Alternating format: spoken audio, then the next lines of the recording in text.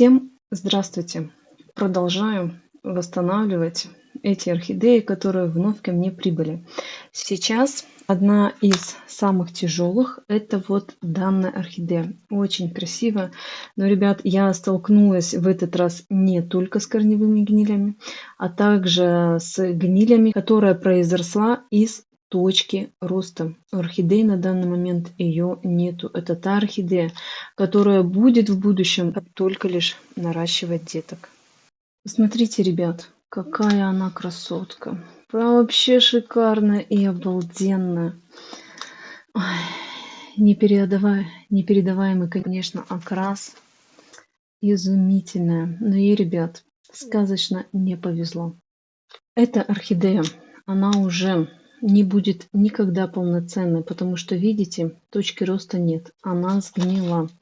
Вот та самая причина, вот та самая проблема. Черная гниль. Также мне эту орхидею списали, но тем не менее, кроме того, как деток, от нее уже ничего ждать я не могу.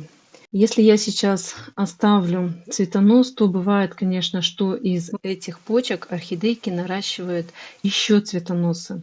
Но цвести таким ни в коем случае нельзя давать. Здесь стоит вообще две орхидеи. Почему? Потому что это точно такого же сорта. И досталась она мне опять в наследство. Ну, я, конечно, хотела ее себе, но видите, какая у нее ситуация. По прошествию времени, получается, с октября, она находится у меня нормально, наращивает корешочки. Но знаете, что я за ней заметила? Вредненькая орхидея, прихотливая. В плане того, что, не дай бог, у нее случится какая-то засуха внутри грунта, она корни начинает куклить. Она их, в принципе, хорошо и без проблем наращивает. Вот это все вот нарощенное. Но также она их и прекрасно закукливает. Вот сейчас я орхидейку засушила. Ее необходимо было полить, но давненько. И по грунту видно, что он сухой. И орхидея моментально остановила рост корней. Так что я убеждаюсь в иной раз, что многое зависит именно от сорта.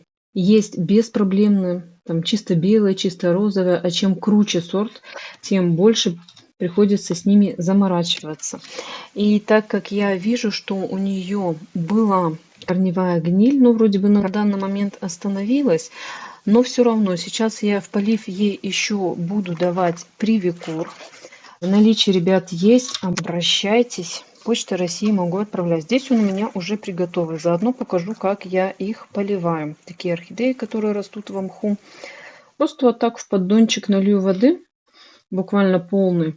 И орхидея полностью это выпьет. Этого будет достаточно. Больше не нужно. И также возле ствола по поверхности я мох никогда не лью, потому что тоже сталкивалась с тем, что этот мох, он же потом распределяет влагу и доходит, может дойти до ствола. И опять же провоцирует ее на гнилостные процессы. Но с данной орхидеей все. Пусть стоит и напаивается. И теперь, конечно, переходим к этой орхидейке. Тоже цветение я буду... Так, ну ладно, давайте здесь, наверное, сделаю так, что цветоносик я ей оставлю, но с тем расчетом, что из этих почек она мне даст деток. Бывает, что и наращивается цветонос, но если у нее такое случится, я отстригаю его полностью. Отступаю от последней почки, ну где-то 1,5-2 сантиметра. Все. Сейчас она, конечно, все свои силы будет тратить только лишь на наращивание деток. Ну и, возможно, конечно, корневую систему себе будет наращивать. Посмотрим. Свежую рану, срезанную, обязательно обрабатываю. И вот такую красоту можно поставить в стаканчик. Пусть уже стоит на столе. Это таким образом меня радует. Посмотрите, какая распрекрасная, прям вообще расчудесная орхидея. А остальные, которые шли на заказ, именно этот сорт, все идеальные, все хорошие. К 8 марта, кому нужно будет, обязательно заказывайте. Уже вне камеры я листья все протерла спиртосодержащим раствором, а точнее водкой. И сейчас обязательно буду обрабатывать орхидею абероном от вредителей, потому что она будет находиться у меня на содержании. Также цветоносик весь его опрыскиваю. И не дай бог, если я решу, что не хочу орхидею эту чем-то обрабатывать, она может являться с каким-то носителем, то есть вредителем, и заразит мне те орхидеи, которые стоят на гравитационном окне. Обязательно, ребят, покупайте, приобретайте не у меня, где хотите, чтобы уж наверняка вам никогда в жизни не сталкиваться с такой неприятной ситуацией, как вредители на орхидеях. Точку роста я ее также опрыскиваю, хотя здесь она у нее и гниющая на данный момент, это нежелательно по идее делать. Но выбора у меня нету, и все равно я сейчас уже буду орхидею лечить. И аберон, он со временем высохнет, пока все манипуляции проделываю. Здесь я беру аберон 3 капли на 100 грамм воды. Куда мне литрами его лить? Вообще расчет его 1 миллилитр на 2 литра воды. Но на одну-две орхидейку хватает 100 грамм вполне. Пока орхидея у меня подсыхает, давайте сразу же посмотрим на состояние ее корневой системы. Корешочки-то вообще все такие идеальные. И, ребят, до тех пор, пока у орхидеи, ну, понятно, что живут листья, а бывает такое, что вообще орхидея остается пнем. Предположим, не дай бог, она будет пнем, то до тех пор, пока корневая система живая, она может дать деток. Как только она вся сгнивает, то уже и целиком орхидею можно будет выкидывать. По грунту я также вижу, что он сухой, и мне необходимо будет орхидею полить. С момента прихода прошло 2 дня. Это сделать можно. И также буду поливать, как и ее родственницу, просто лишь-напросто в поддон. В составе идет привикур. Не поленитесь, ребят, вы не пожалеете и приобретите привикур. Также не у меня, можете где-то еще. Вот если увидите, обязательно покупайте. Мне много рекомендуют мои подписчицы, за что им, конечно, спасибо большое. Именно препараты японских производителей. Вместо аберона, допустим, там что-то еще, вместо привикура что-то еще, вместо фундазола тоже что-то стараются предложить. Но пройдя и посмотрев цены на них, я вообще ужаснулась. У меня аберон стоит 5 мл 160 рублей, а там такой же инсектоакарицид, тоже 5 мл можно купить за 540 рублей. Ребят, ну это вообще сумасшествие какое-то. Для чего мне нужен еще один препарат, только японского производителя, хотя я знаю, насколько действенный аберон, поэтому на данный момент отказываться от него не собираюсь, им провожу обработки. Мне такого одного мощного и хорошего препарата хватит в моей аптечке. Также по поводу именно фунгицидов. Я нашла для себя, что вот привикур, да, действительно работает не в качестве рекламы, а в качестве того, что он действительно работает, он помогает бороться с корневыми гнилями, он помогает наращивать орхидеям корни. И зачем мне иметь еще какие-то японские препараты, которые стоят сумасшедшие деньги? Но я не вижу в этом смысла. Либо привикур стоит 10 миллилитров 80 рублей. Японские я также посмотрела. Фунгициды, они стоят 10 миллилитров, ну там 300 рублей могут стоить. Я, ребят, считаю, что это сумасшествие и смысл тратить вообще на это деньги, когда есть вот отечественный производитель, который дает хорошие результаты. Пусть она сейчас здесь стоит и напивается, полностью эту водичку выпьет. Вот это уже орхидея, сколько мы здесь с вами разговариваем. Все, воды у нее здесь уже практически нету. И мох наполовину, да, увлажнился. И как раз за это время просохнет аберон и начнем уже работать именно с самой гнилью. Пересадки у орхидеи не будет. Зачем? Потому что у нее корневая система идеальна, она хорошая. И, ребят, ну лишний раз стресс орхидеям не старайтесь создавать. У меня, конечно, проблема большая именно с орхидеей, что отрезаем ей, грубо говоря, голову. И только лишь деток ожидаем. Плюс, если у вас еще будет пересадка, вы это вздумаете сделать, все, бурхарай, и больше ничего от нее ожидать не стоит.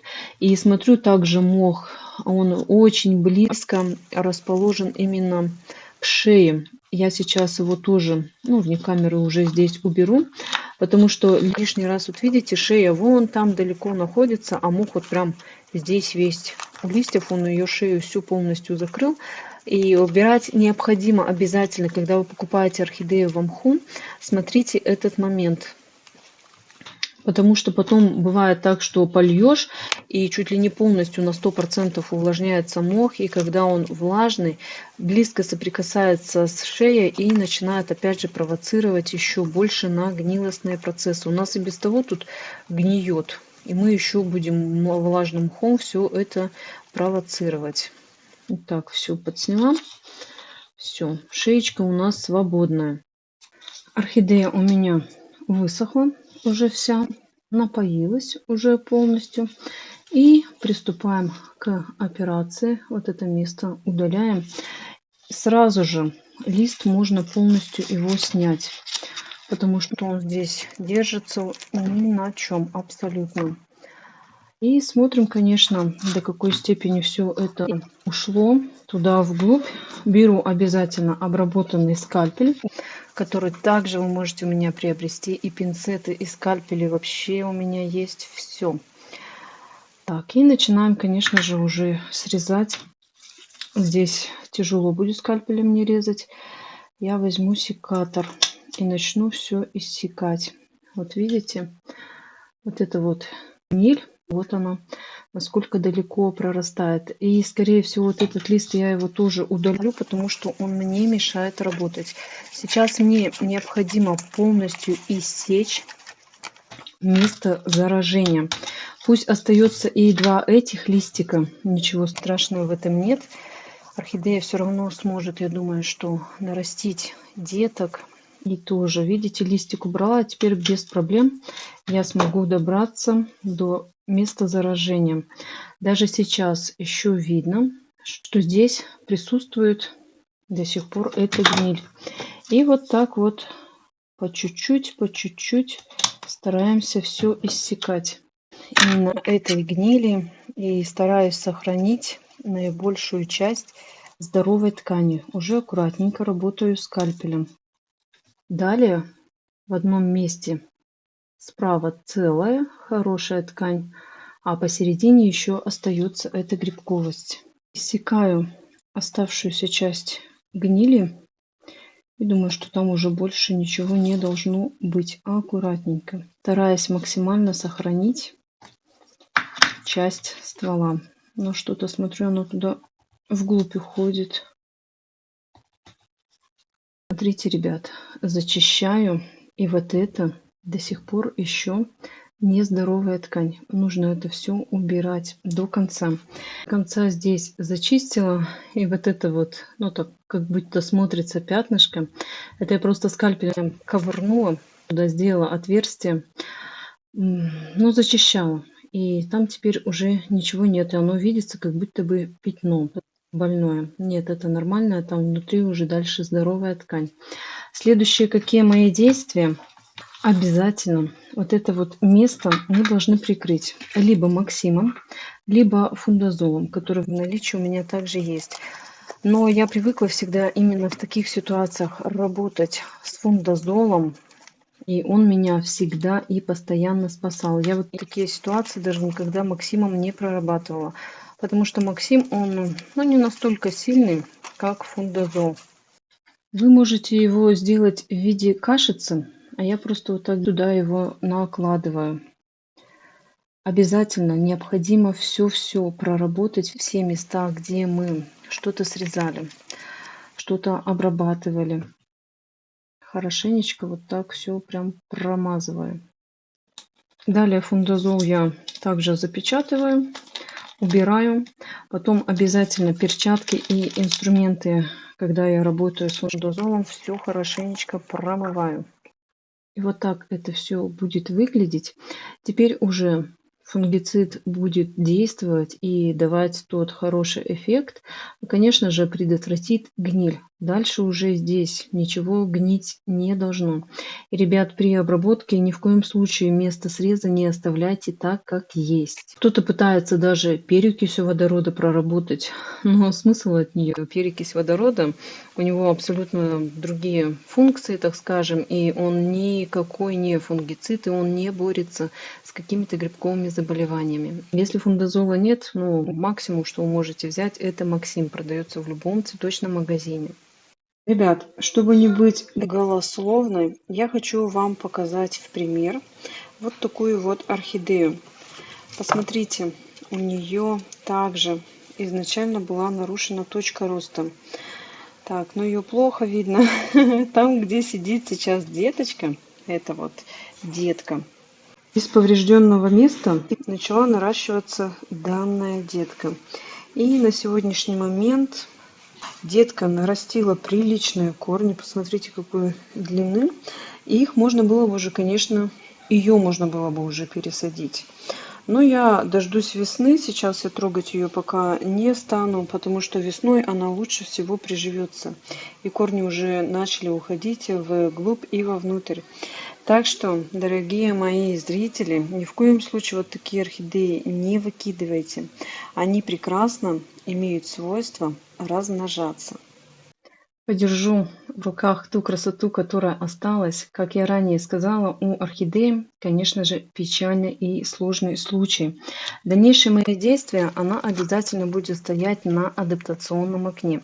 Ни в коем случае вновь прибывшие орхидеи нельзя ставить вместе со своими, если они здоровы. У меня вот болеющая орхидея с адаптационного окна переходит вот сюда на реанимационно. Пройдет месяц.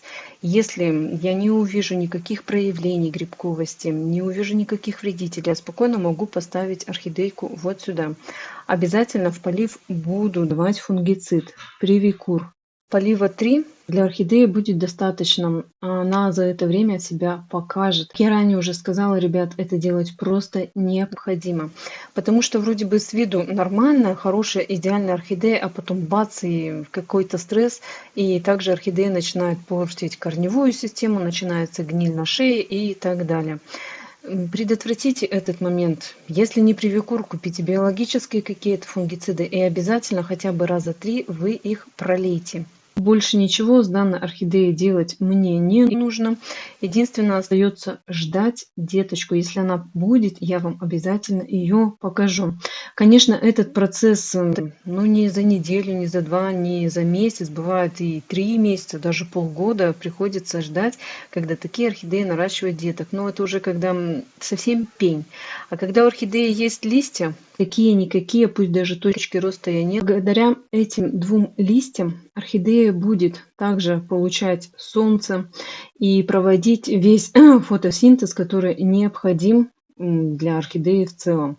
Пусть даже она и больная, и всяко разная, но тем не менее, когда листы есть, это намного лучше, чем их нет.